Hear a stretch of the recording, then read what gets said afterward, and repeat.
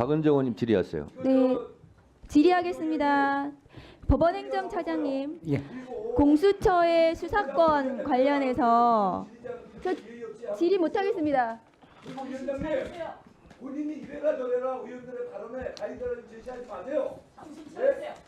자, 불가치로 엄정한 회의에 송석준 의원님은 국회법 145조에 의해서 회의를 방해하거나 질서를 어지럽혔다고 판단이 되므로 1차 경고합니다. 다시 이 같은 일이 벌어지면 퇴장 내지 발언권을 중지하겠습니다. 네, 차장님. 공수처의 수사권 관련해서 법원에서 지금 5차례에 걸쳐서 적법성을 인정했습니다. 먼저 체포영장이 발부될 때와 체포영장에 대해서 피의자가 이의 신청할 때와 체포영장에 대한 연장에 대해서 또 서부법원에서 또 발부를 할 때와 체포적부심에 대해서 서울중앙지방법원에서 판단을 할 때와 구속영장이 최종적으로 발부가 됐습니다. 그러니까 공수처의 수사권이 없고 불법하다면 법원에서 이 모든 영장 발부와 적부심과 이 모든 것에 대해서 법원이 제동을 걸었을 것입니다. 그럼에도 불구하고 지금 법원에서는 영장 발부와 이의 신청과 영장 연장과 그 다음에 체포적부심과 구속영장에 이르기까지 모두 공수처의 수사권, 영장을 모두 인정했습니다. 맞습니까? 맞습니다. 그럼에도 불구하고 지금 국민의힘에서 공수처의 수사권 운운하면서 하는 것은 이것을 계속해서 법원을 인정하지 않는 법원에 어제 침입한 폭도들과 같은 인식 수준이라고 저는 생각을 합니다. 그리고 법무부 네네. 장관 대행님, 네. 아까 답변을 이상하게 하셨는데요. 법원을 인정 안 하시는 건가요? 공수처의 수사권 관련해서요? 아닙니다.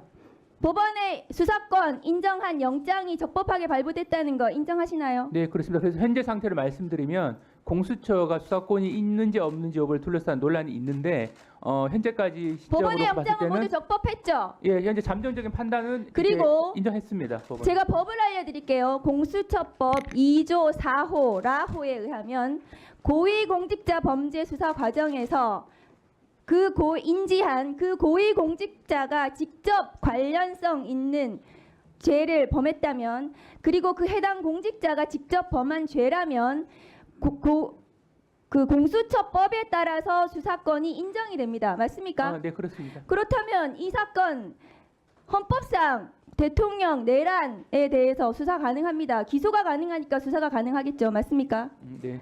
당연히 공수처에서 수사가 가능한 범죄입니다. 수사권이 있기 때문에 법원에서 5차례에 걸쳐서 영장이 발부가 되었습니다. 그런데 계속해서 수사권 논란을 운운하는 것은 어제 법원에 침입한 폭도들과 같은 인식 수준이라고 저는 생각을 합니다. 법무차관님, 네. 김성훈 경호차장 영장 기각했습니다. 맞습니까? 네. PPT 맞습니다. 올려주세요. 이거 영장 기각한 거 영장을 반려했다고 지금 언론에 반려가 뭡니까? 영장 재지휘한 겁니까? 반려가 뭐예요? 영장을 다시 하라는 거예요? 아니면 아예 영장을 하지 말라는 겁니까? 제가 알기로는 영장 신청에 대해서 기각한 것으로 알고 있습니다. 그러니까 기각이라고 해야지 왜 반려라고 해요? 언론 보도에 왜 그렇게 썼습니까? 왜 그렇게 언론 플레이를 하니까 반려라고 하는 거죠? 영장을 왜 기각합니까? 다음 거 보여주세요. 김성훈 경호차장 지금 무력으로 화기를 들고 적법한 체포영장을 집행을 저지하려고 했습니다. 저것은 제2의 내란이고 특수공무집행 방해예요. 주범입니다. 그런데도 불구하고 검찰이 영장을 왜 기각합니까? 영장 지금 핸드폰도 안 들고 출석했다는 거 아니에요. 저런 영장을 발부를 해야지 되는 거지. 지금 피의자 윤석열 편들어주는 겁니까? 윤석열 검찰이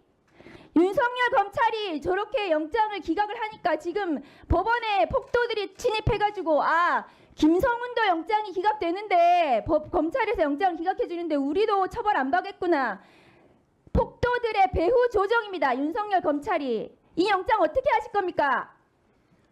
경찰의 신청한 영장에 대해서 담당 검사가 그 해당 기준에 담당 따라 판단한 검사요. 것으로 알고 있습니다. 이거 대검에서 지휘한 거 아닙니까? 심우정 검찰총장이 지휘한 거 아니에요. 대검 어디서 지휘했습니까? 대검 형사부에서 지휘했습니까? 어디서 했습니까? 이 구체적인 그 경위에 대해서 제가 알 수는 없는데 제대로 알아보고 오늘 출석을 해야죠. 법무차관이. 기본적으로 이 부분은 해당 검사가 해당 검사 법과 기준에 혼자서 저 따라서 영장을 기각했다는 거예요.